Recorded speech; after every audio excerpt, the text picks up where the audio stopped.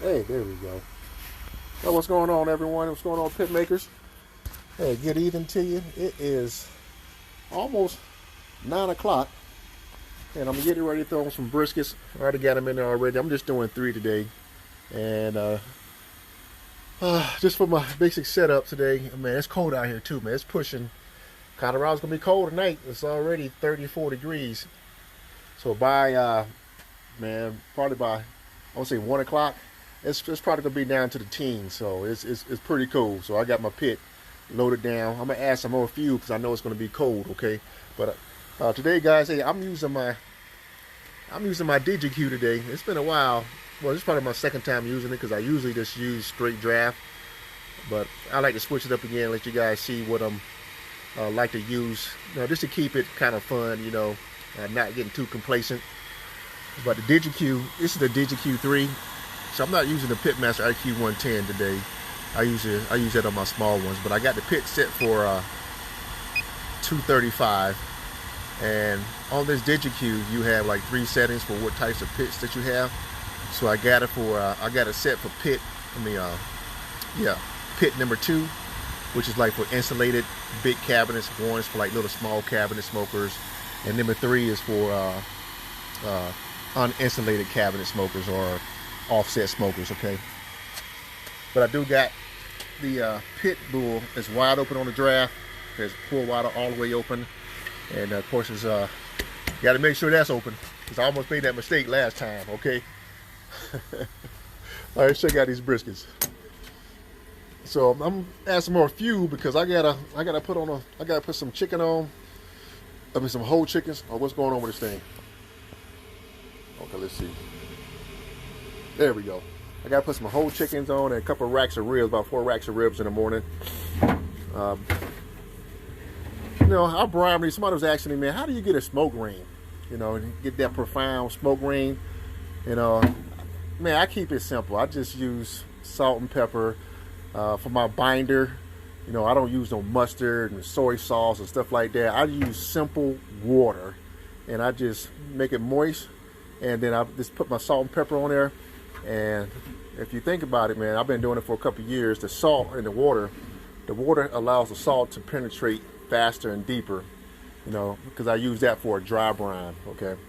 And I make dry brine from anywhere from 2 hours to 24 hours. It just depends on you. The longer, the better. Okay, but if you look deep already, man, this is the start of your smoke ring. You see that deep red and how that salt is penetrating? That's what you want to see.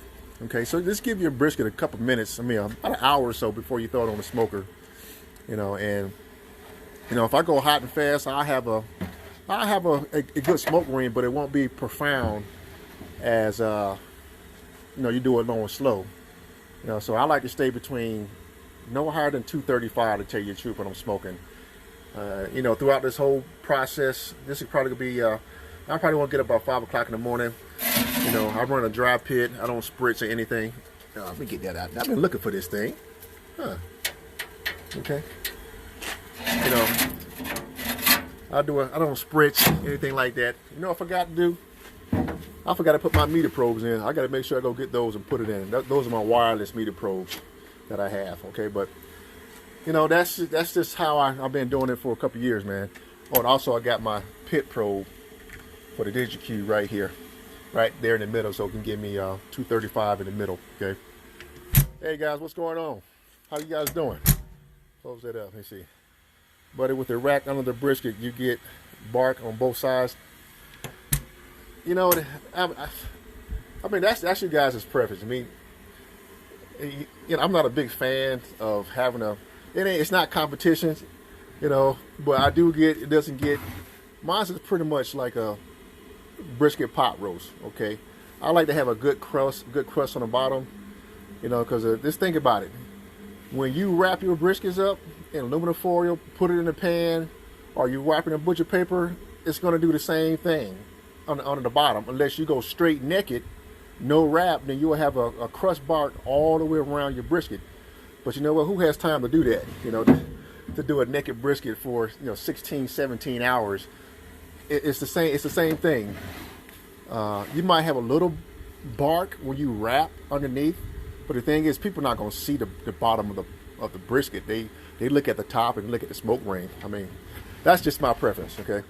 But you're going to get the same results when you wrap it in aluminum foil, or you put it in the pan, or you add some juice to the pan, or juice to your when you wrap it up, and it's going to get soggy underneath too. I mean, I think the biggest thing is having a good crust on top of your brisket. Okay, let's check out the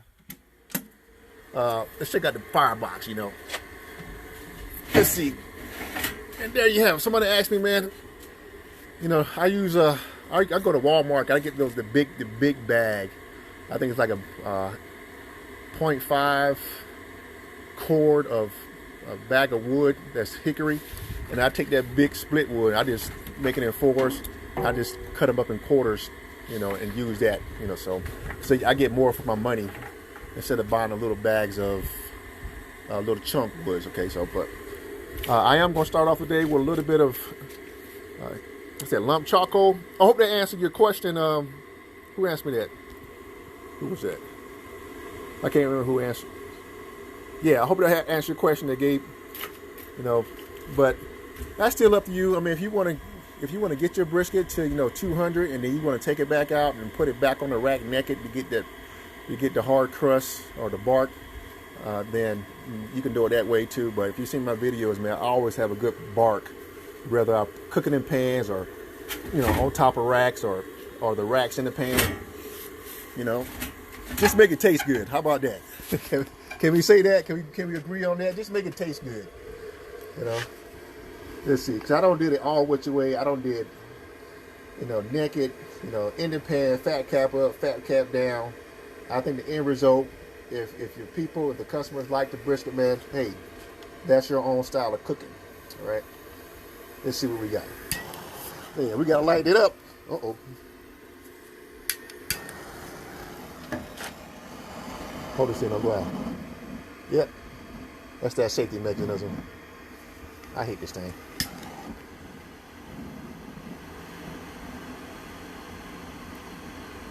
All right, she's about lit. The reason why I'm using lump charcoal instead of putting it in my chimney smoke, because I usually get a chimney, and I do probably a quarter. But I had some lump charcoal left over, and lump charcoal is going to get hot. It's going to get hot fast. So, and that's why I did that. But that's it. And this is about, let's see if I can get a good look at that. This is probably, that's about 8 inches. 8 inches from the rim over, and I went all the way up to the top. Okay, and I got the same thing back out here, about 8 inches from the back of the basket, in. So that's all the fuel I really need for the night. This is gonna push me over. Okay, Derek, at least 10-12 hours, Derek. I'm gonna get about 10-12 hours on this burn time, man. Okay, but this is all the wood I'm using. If you look at it, man, it's basically just two chunks. If you look at it that way, half and half. So basically 6 pieces. Okay. And as far as the smoke profile, man, the cabinet smoker, any cabinet smoker, especially the Vault, man, it saturates the wood and the smoke profile and the smoke in the cabinet, because this is a reverse smoker. Okay, it goes up from the back, rolls down, then goes out both sides. So that's why I have learned you don't need a lot of wood. You truly don't need a lot of wood for this pit, because it just saturates the meat.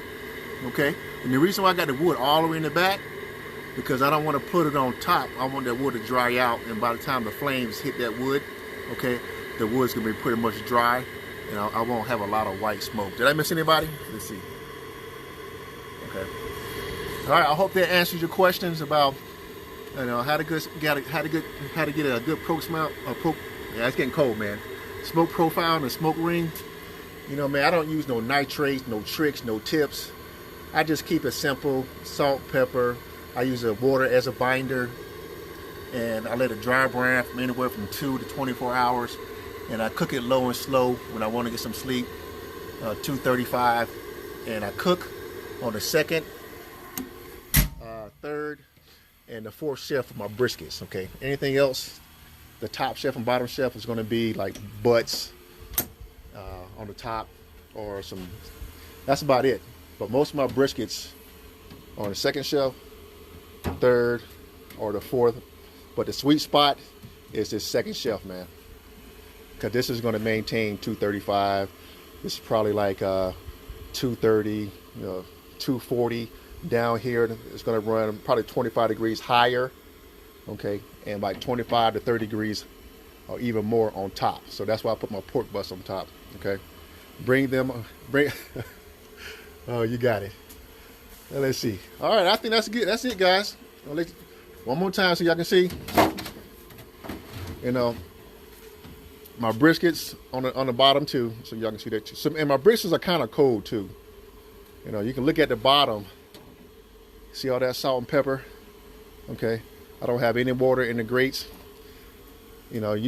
I think a couple months ago, before I came across these grates, I used to put my brisket straight in the pan, and it still came out good. My motto is, hey, keep it simple and make it taste good. All right, guys, that's a wrap. I won't open this pit up until probably 4 or 5 o'clock in the morning, and I'm about to go give me some good sleep. Hey, you guys, God bless you. Hey, take care and be safe. And you know what? Pray for this country. Oh my goodness, I don't want to go into it, but just pray for this country, because we just acting some fools and a straight embarrassment to the world. But hey, we love this country, and we're going to support our men and women that's in the armed services, and whoever's going to the next president that's coming. All right, so let's keep it together, guys. Hey, God bless, and take care.